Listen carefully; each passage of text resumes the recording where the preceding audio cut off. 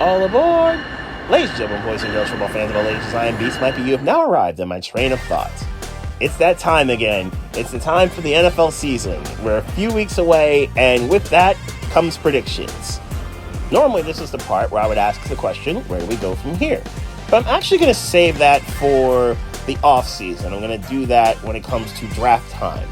In the meantime, between time, this time, I'm going to do that in the form of my power rankings. Now, if you're new to these power rankings, I have 4 tiers, 8 teams a pop, and I talk about them all on Wednesdays during the NFL season. In this instance, I'm going to split them up. So each day over the next 4, I'm going to talk about each tier and the teams in them as we start the season. Zombie tier is going to lead this off, and these are going to be for the bottom 8 teams in the league. These squads are generally waiting for the 2025 draft in Green Bay. They are not very good. They are not very talented. Some of them don't have their QBs in the future. Some of them are hoping they can get their QBs in the future when they go to Lambeau for the draft. It's just not a good seeing all the way around, and some seasons might have ended before they began in this tier. If you're in tomorrow's video, you're going to be in the monkey's paw tier. I used to call this the fork in the road tier. I'm going to rename it the monkey's paw because of a simple thing. Your seasons weren't the worst in the league, but you were nowhere near the playoffs, and that's kind of the monkey's paw. These are going to be for teams ranked 24th through 17th. I do this in ascending order in every video. The playoff tier will be on Thursday. That's going to be for teams 9 through 16. Usually, these are the second best teams in their respective divisions, and unless your division's really awful, like the 2022 NFC South or the 2020 NFC East, at least one team in each division is going to be here and is going to be represented in this tier. Most of you should make the playoffs, and if you didn't in this tier, you probably won 9 or 10 games. Your season was generally good. There just weren't enough spots in the dance floor. And then on Friday will come the title tier. These are your top 8 teams.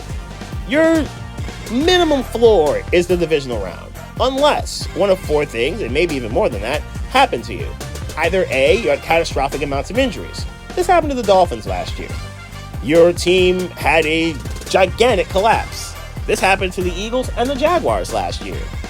You got absolutely destroyed in the playoff game that you played in the wild card round. This happened to the Cowboys last season. Or you ran into a team in this tier, which actually happened to the Dolphins this last January. So the Dolphins actually had to deal with 2 of these things. But anyway, those are generally the only 4 reasons why a team in this tier didn't make the divisional round. Now I'm going to try to do this in a newspaper-style format. I stick to a headline of 3 words or less, and then maybe a paragraph or so when it comes to the nuts and bolts, if you will, of why I put each team in each tier. First, we're going to get back to the zombies. New England, rock bottom. Who would have thought that we'd go from penthouse to outhouse with the New England Patriots in a span of 5 years? That we were looking for them to potentially win a 7th Lombardi, and then all of a sudden they slowly and gradually decline. They haven't won a playoff game since. They have seen Tom Brady win another championship in another place since, Rob Gronkowski as well. And now the Patriots are kind of starting over. Mac Jones never worked out in New England. He was never given the tools to succeed. And now a senior Jerod Mayo can give Drake May the tools to succeed. It certainly didn't help the defense, as Matt Judon is now in Atlanta, and they got a 3rd-round pick for him. And their best player on that unit may be Christian Gonzalez or Christian Barmore, who is a very good D-tackle, and in the case of Gonzalez, coming off of injury after what looked like it was going to be a really good rookie season at corner. I think Gonzalez can be special. I thought he was a steal of the draft when they took him and Washington passed on him. I thought that was a bad idea for the Commanders. And Gonzalez just looks like a really good corner. I think he's going to have a really bright future. It just feels like New England's preparing for 2025. Their own project 2025, if you will. Carolina. Can't be worse? I say this because they got 2 wins, and they were incredibly ugly, and they were won by field goals at the horn, and everything about last year was an abject disaster and the worst case scenario. Bryce Young got beat up, and their defense was beaten down. It was pretty brutal in every shape, form, and fashion. Brian Burns, they should have traded 2 years ago for those first-round picks with the Rams. They opted not to and basically got 20 cents on the dollar. They, at the very least, did decide, we're going to actually give Bryce Young a fighting chance. They got some offensive linemen that can help actually protect for him. They might have overpaid for Robert Hunt, but a team in this situation, I don't think had much of a choice. Deontay Johnson, we will see if he can thrive on his own with a team that doesn't have anywhere near the structure that the Steelers do, and we'll see if he can be the number one receiver that, talent-wise, he's shown that he might potentially be. Bryce Young can't be as bad as he was last year, and if he is, I think this is really, really bad for the Panthers and a really bad swing and a miss considering C.J. Stroud was on the team and their coach wanted, Frank Reich, wanted C.J. Stroud and chose to take Bryce Young anyway. That could be really bad. New York Giants, worst case scenario. So here's why I'm there with the Giants.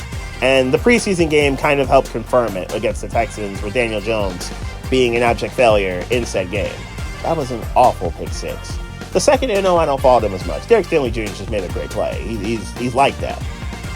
So either you're starting all over again in 2025 after you release Daniel Jones, the Giants are terrible, and you're in position to get your quarterback of the future. Or he overachieves like he did in 2022. He somehow gets the Giants to respectability. I won't even say playoffs at this point. You don't have the roster for that.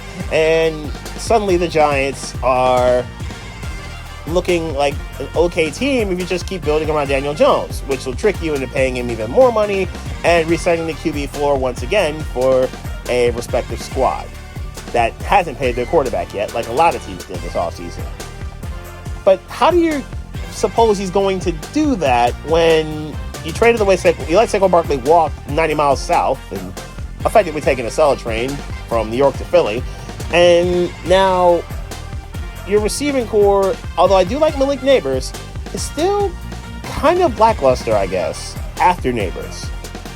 I want to see Jalen Hyatt take that next step forward. I believe he still can. I just need to see it actually go down. Andrew Thomas is an excellent left tackle. Can the rest of that offensive line produce and do something, anything, to protect Daniel Jones? And the defense, which I think can actually be decent. Brian Burns is going to help out Kayvon Thibodeau very much. And Azeez Ojulari, who I think suddenly becomes a pretty good third edge rusher. I just don't think the Giants have enough. And if somehow they did, they may end up in the worst case scenario I just talked about. Denver, both start season. He looks the part so far in this preseason. He's making some good throws. He's making some decent decisions, except for the whole legal forward pass part. That wasn't great. He at least responded with a tutty later in that Packer game. But he looks decent. And I think for the first time in a while, Broncos fans might actually have some hope at quarterback. And it's organic hope. It's not hope you gave up your future for. Denver doesn't have to give anyone else their future in terms of draft picks if the season goes really bad. Sean Payton, this is kind of on you. You've shown that it didn't really vibe with Russell Wilson. Obviously, things just didn't connect there and click. And now we get to see Sean Payton's true test. Can you thrive with a rookie quarterback who will inevitably be taking snaps in the regular season for the Broncos?